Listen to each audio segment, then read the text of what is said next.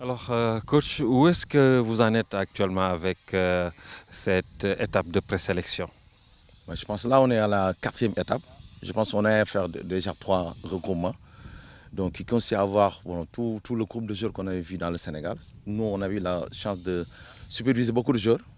Les DTR aussi dans les régions nous avaient mis en place des cellules de supervision et même les DTR dans les départements. Donc ça veut dire qu'on a essayé de traiter l'artiste très large. C'est pour ça qu'on retrouve avec un effectif plus ou moins de 136 joueurs répartis en 4 groupes. Je pense qu'aujourd'hui c'est le quatrième groupe qui démarre comme ça. Voilà, je pense que ça va nous permettre à l'issue du stade de ces 4 groupes, voilà, de dégager un noyau qui va nous permettre un peu d'essayer de peaufiner un peu un groupe de performance pour aller dans les compétitions à venir. Alors, quelle appréciation avez-vous sur les trois groupes déjà qui sont passés par vous? L'appréciation est excellente pour moi. Je pense que c'est le lieu de féliciter tous ces centres de formation qui sont en train de faire un excellent travail. Je pense que dans l'intermois en 2005, j'avais eu les U17 en 2005. Et là, il y a moins de problèmes techniques qu'en 2005. Donc ça veut dire que quelque part, les centres sont en train de faire un excellent travail pour un peu mettre en place ces fondamentaux dont on aura besoin dans ces équipes nationales. Je pense qu'on n'aura pas tout le temps de travailler un peu sur ces aspects plus ou moins technico-tactiques, mais là, on a des groupes vraiment qui sont très homogènes sur le plan technique. Maintenant, il va falloir un peu accentuer notre travail un peu sur la compréhension du jeu, voilà, sur la latitude, sur le plan tactique. Parce que je pense que ça, c'est notre grand problème un peu au niveau des jeunes. Alors, votre groupe de performance sera composé d'une cinquantaine de joueurs. Alors, sur quoi vous allez vous baser pour faire cette sélection? Je pense sur les critères définis des autres départs. Je pense qu'on a vu, comme je l'ai dit tantôt, 136 joueurs. Et par rapport à ça, on a une philosophie plus ou moins de jeu. Voilà. Par exemple, juste un exemple, on voit des excentriques qui prennent une ligne, qui sont très rapides, qui vont mettre des centres. On voit des militaires qui réfléchissent, qui prennent l'information. Donc ça veut dire que quelque part, ils vont être des critères de sélection, surtout cette intelligence dans le jeu, cette capacité voilà, à être très bien dans son poste. Voilà, ce sont des choses vraiment qu'on est en train de rechercher.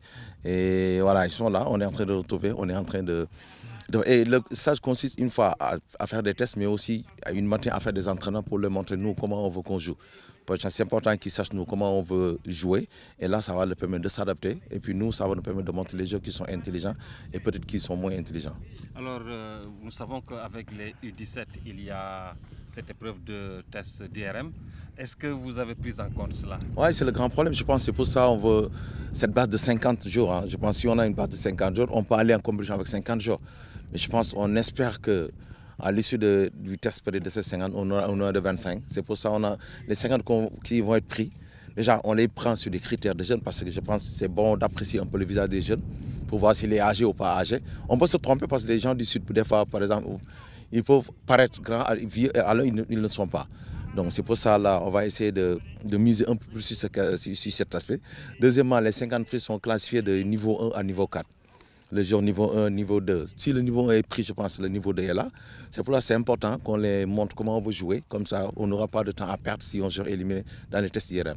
Dans votre groupe, est-ce qu'il y a des rescapés plutôt de l'ancienne génération, c'est-à-dire les U17 de l'année dernière? Oui, je pense qu'il y a 3. J'ai vu, il y a Pape Sansou qui était au CNEPS, maintenant qui est à Cœur Major. Il y a Alpha Lamont qui est à Sphère Guédiouaï. Il y a Amoudouci qui est à Djamba. Donc il y a quelques qui sont là.